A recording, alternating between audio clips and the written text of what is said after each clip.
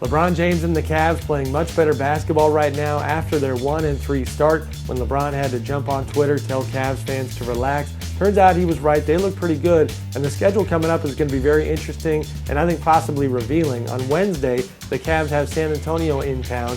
After that, two good tests for Cleveland against Toronto and Washington, the two best teams in the Eastern Conference right now. Derrick Rose and his lack of health, a hot topic yet again. The Bulls point guard taking a lot of criticism right now.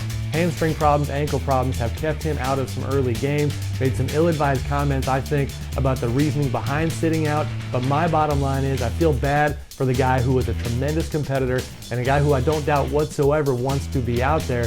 Listen, mid-November is not when Derrick Rose is going to get his redemption. The playoffs and him finding a way to be on the floor when it matters most for the Bulls, who, by the way, are playing pretty well even without him, that's when this story is going to be told.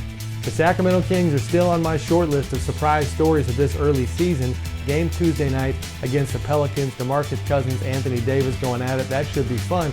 Now, over the weekend, they locked up Rudy Gay, their small forward, to a 3-year, $40 million extension. I think it was a good deal for both sides, a win-win. And on Rudy's side, he gets a chance to be a free agent in the summer of 2017 if he so chooses. He has a player option for that year.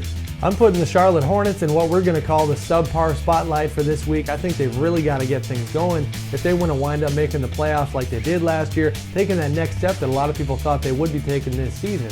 They get Lance Stevenson during the summer. I thought it was a tremendous pickup. So far, though, Lance is really struggling. His numbers down significantly from last year when he had to share the ball with guys like Paul George, George Hill, and the rest of the Pacers. It's just not working out so far like a lot of people thought it would.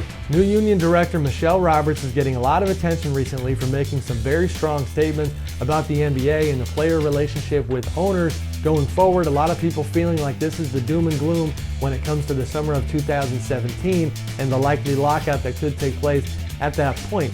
For me, the message is going to have to merge with the superstars at some point, and I think that's where the rubber meets the road when it comes to Michelle and what this all means. When LeBron James, Kevin Durant, Chris Paul, guys like that are coming out with all the same talking points as Michelle, extreme ideas like no salary cap, things of that nature, then certainly I think we will know that the bridge between the two sides is going to be enormous.